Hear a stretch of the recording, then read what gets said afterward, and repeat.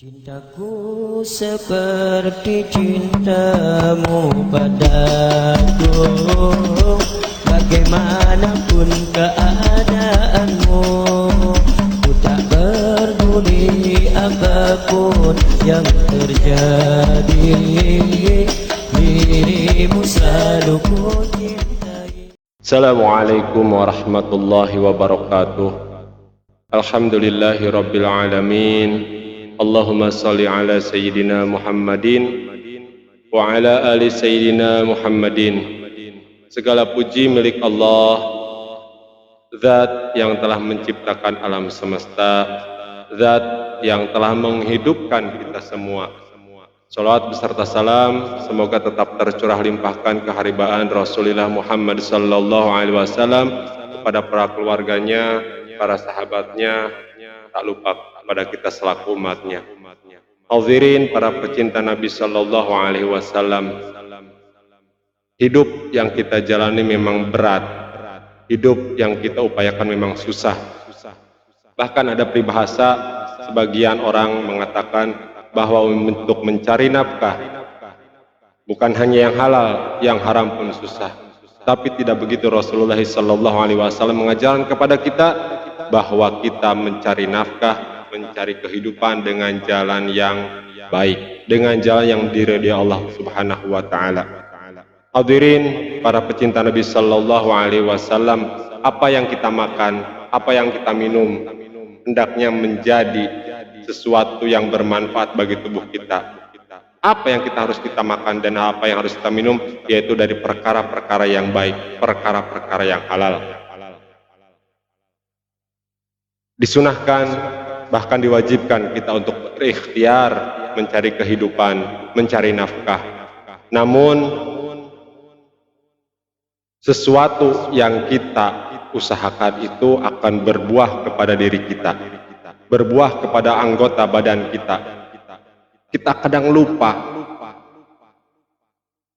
ketika seseorang mencari nafkah,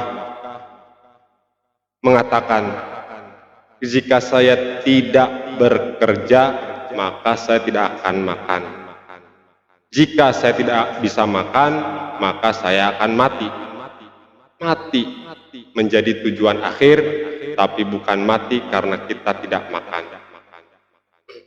Berikhtiar memang wajib, hadirin para pecinta Nabi sallallahu alaihi wasallam, tapi ada satu hal yang harus kita ingat, bahwa ada zat yang maha perkasa, zat yang memberikan rizki, yaitu Allah Subhanahu wa taala. Maka dalam firman-Nya Allah Subhanahu wa taala berfirman, ud'uni astajib lakum, berdoalah niscaya pasti aku kabulkan. Kita lupa dengan doa, hadirin. Kita lupa dengan meminta kepada Allah Subhanahu wa taala, padahal Dia yang maha memberi, Dia yang maha menyukupkan. Ketika seorang ditanya, apakah Anda sudah berdoa? Jawabannya, iya, saya sudah berdoa, tapi Allah tidak mengabulkan, tapi Allah tidak memberi. Jika pertanyaan itu kita sambut dengan pertanyaan lagi, seberapa banyak Anda berdoa? Seberapa kuat Anda berdoa? Kita akan kebingungan ditanya seperti itu. Hadirin para pecinta Nabi sallallahu alaihi wasallam, ketika kita berdoa, Allah mendengar hal itu. Allah mendengar apa yang kita pinta kepadanya. Sebagai contoh, ada seseorang yang berdoa, ya Allah, berikanlah aku rizki yang halal hari ini. Ketika itu Allah memberikan rizki yang halal kepadanya dengan jalan yang Allah telah skenariokan. Kita lupa bahwa doa yang kita panjatkan itu harus dengan penuh keyakinan. Ada lagi seseorang yang berdoa, ya Allah, berikanlah aku jodoh. Lama Allah tidak memberikan jodoh, bahkan jomblo. Ketika teman-teman sudah menikah, dia masih tetap saja jomblo. Apakah Allah tidak mendengar? doa itu? Tentu Allah mendengar. Lalu mengapa tidak dikabulkan? Hadirin para pecinta Nabi Shallallahu Alaihi Wasallam, logikanya seperti ini. Ada seorang anak kepada ibundanya berkata, "Bu, saya minta pisau." Anak kira-kira usia 3 tahun, 4 tahun berkata, "Bu, saya minta pisau." Tidak semua ibu langsung memberikan pisau itu. Mengapa? Karena dikhawatirkan oleh si ibu bahwa anak itu tidak bisa menggunakan pisau dengan semestinya. Dan ada pula seorang ibu yang memberikan pisau itu untuk anaknya karena sayang. Jadi kalau kita kaitkan, korelasikan dengan doa, maka tatkala kita berdoa, "Ya Allah, berikanlah aku jodoh," maka ketika Allah belum memberikan itu kepada kita selaku orang yang berdoa, maka ada hal yang lain yang Allah tunda untuk kesempatan yang akan datang. Allah tidak mengabul, Allah mengabul. Hadirin, Allah mengabulkan doa itu. Dijadikannya itu doa atau tidak dijadikannya itu doa adalah bentuk kabul Allah Subhanahu wa Ta'ala.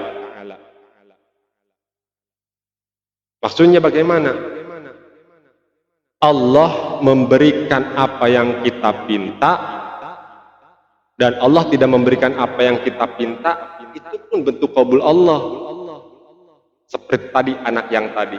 Maka jangan pesimis dengan kehidupan, tetap hidup dengan sebaik mungkin, tetap optimis mencari sesuatu yang halal. Ikhtiar diwajibkan, berdoa pun bentuk kewajiban kita selaku hamba kepada Khalik-Nya.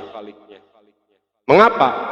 Karena kita tidak tahu apa di belakang hikmah yang bisa kita petik dari suatu kejadian. Hadirin para pecinta Nabi Shallallahu Alaihi Wasallam, Rasulullah Shallallahu Alaihi Wasallam menyebutkan doa wal ibadah. Doa adalah ibadah.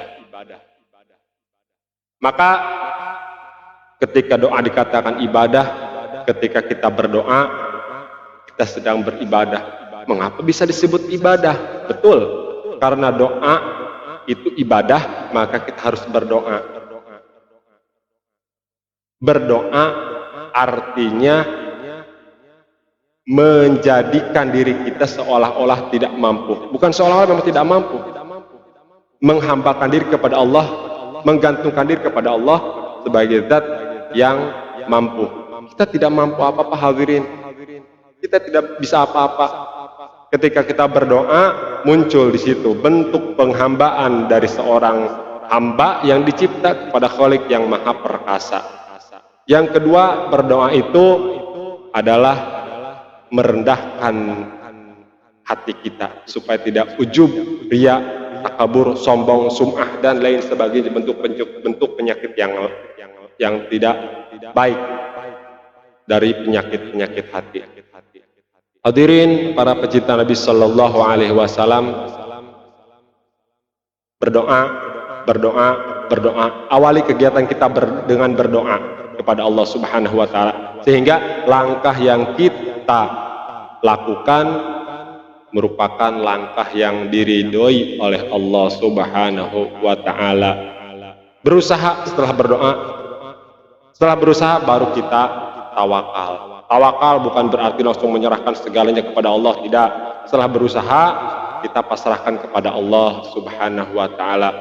Mohon maaf, Al-Fakir, dari segala keterbatasan dan kekurangan, kurang lebihnya, Al-Fakir memohon maaf.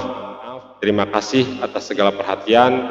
Yang benar datangnya dari Allah, yang salah kehilapan Al-Fakir.